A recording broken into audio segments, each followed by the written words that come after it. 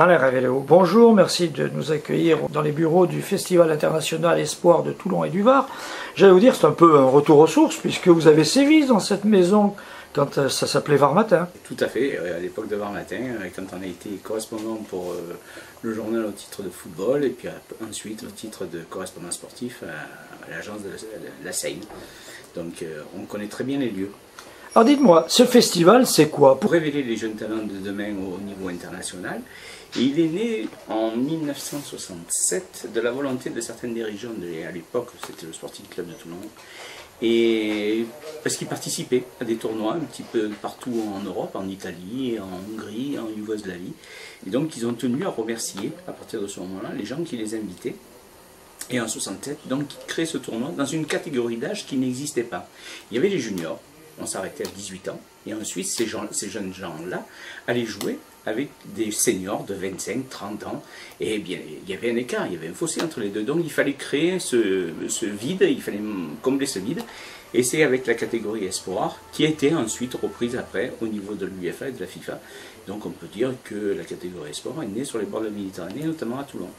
Alors, les espoirs, ça sert à quoi? Ça sert à créer des espoirs. Nous, on en a vu passer des milliers, et maintenant, ils sont près de 1600 à être devenus internationaux dans les différents pays que nous avons accueillis depuis 43 ans, puisqu'on vient de conclure la 43e édition. Vous n'allez pas nous dire quand même que vous avez révélé des gens comme Zidane ou Platini, non?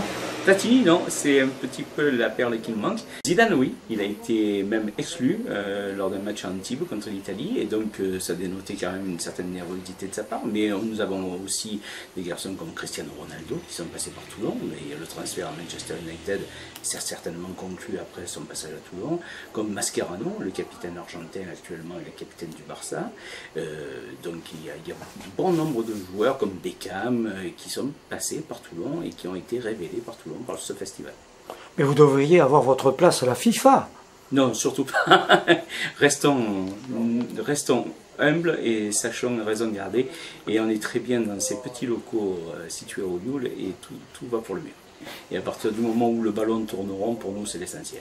Et alors quel est l'avenir de votre festival Espoir? Continuer, comme nous le faisons depuis 43 ans, à révéler, à permettre à ces jeunes talents d'éclore, un petit peu comme l'équipe de France cette année qui a gagné cette édition 2015, avec une jeune génération où Francis Mériqui a su tirer le bon, qui était promise un petit peu à l'abandon puisqu'elle ne s'était pas qualifiée pour le championnat d'Europe ou le championnat du monde, et donc à partir de ce moment-là ils sont venus à Toulon, et tous les garçons, à l'image de leur capitaine Sparagna, ont fait d'excellentes choses, au point que même Sparagna vient de signer un contrat pro à l'Olympique de Marseille maintenant. Et dites-moi, comment vous faites le recrutement et combien vous avez de jeunes espoirs qui arrivent chaque année sur le terrain? Ben, chaque année nous accueillons 10 nations avec 20 joueurs dans chaque nation, donc ça fait 200 bonhommes, mais c'est sur invitation, donc nous invitons les sélections à participer à cette épreuve-là, comme l'année prochaine ce sera une sélection, un tournoi d'origine olympique. Nous inviterons toutes les sélections qui sont qualifiées pour les JO 2016 à Rio et qui viendront se préparer à Toulon.